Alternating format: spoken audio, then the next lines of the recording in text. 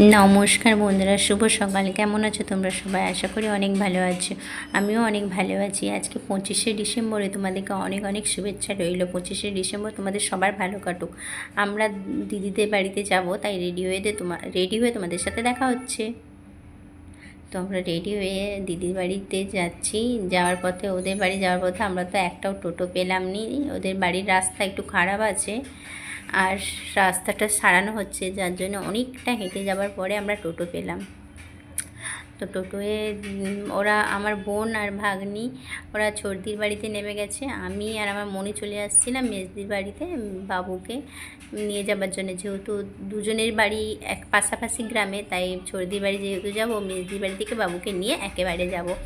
তো এটা হচ্ছে মেজদির বাড়ি যাওয়ার পথে আমি গাছটা আমার লাইফে ফার্স্ট দেখলাম, আমার মনির লাইফেও মনি ফার্স্ট দেখলো লজ্জাপতি গাছ। মেজদিদের বাড়ির পিছনেই হয়েছে গাছটা।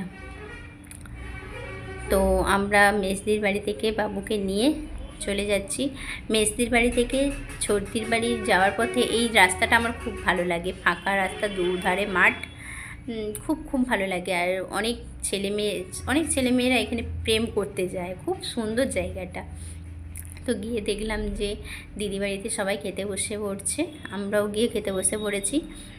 এখানে একটা কথা না বললেই নয়, আমার যে ছোট্টির শাশুড়ি মা, মানে মাসিমা, উনি খুব সুন্দর রান্না করে। এত সুন্দর রান্না করে যে আমি যাওয়ার আগে ফোন করে বলেছিলাম যে দিদি, মাসিমা যদি রান্না করে তাহলে আমি যাব, নাহলে আমি যাব না।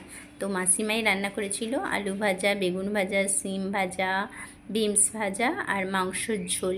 তো আমি মাংসর জুস আর আলু খেতে ভালোবাসি, তাই আমি মাংসটা খেলাম নি, জুস আলু দিয়েই খেয়ে নিলাম।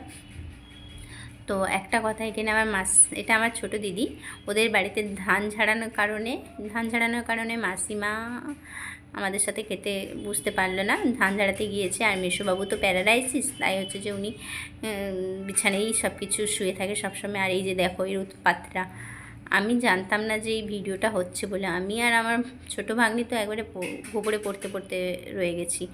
এতই দুষ্টু। ওর দিদি যে এই ভিডিওটা করে রেখেছে আমি বুঝতেই পারিনি। তো ছর্দির বাড়ির পিছনে উলট কুমলের গাছ আছে। আমি কিছু ডাঁটা নিলাম আমার বাড়ির জন্যে আর অনুদির জন্যে। আমার বাড়িতে আমি আর আমার বাবা খাই, খুব পেট ঠান্ডা হয় এটা। এই যে পেঁপে গাছ দেখে আমার একটা কথাই মনে পড়ছে, আমাদের বাড়ির অনেকগুলো পেঁপে গাছ। একটা পেঁপে গাছে এইরকম পেঁপে হয় না, সব লম্বাটে প্রচুর পেঁপে হয়, পেকে যায়, তাও এইরকম সাইজের পেঁপে হয় না। এই মনি, তুই ওদিক দিয়ে আসবি না, গাছ লাগিয়েছে মারা যাবে সব, ভিতর দিকে গলে আয়। এই গাছগুলো তোমরা সবাই দেখতে পাচ্ছ যে আমার দিদির শাশুড়ি মাই লাগিয়েছে। তো এই যে আমার একে গাধাই বলা যায়, ইনি আসছে, বোনকেও ছাড়ছে না, বোনকেও পর্যন্ত এবার বোনের সাথেই পড়েছে। বোন এবার ছিটি নিয়ে গিয়ে তার বন্ধুদেরকে ধরে, সবাই মিলে ওকে ধরেছে, কিন্তু ওকে তো আর কেউ ধরতে সাহস নেই। সবাই ওকে ধরেছে, কিন্তু ওর যা শক্তি, কাউকেই পাত্তা দিচ্ছে না। যাই হোক, আমি বাড়ি চলে যাচ্ছি, ওরা সবাই আছে, টাটা, পরে দেখা।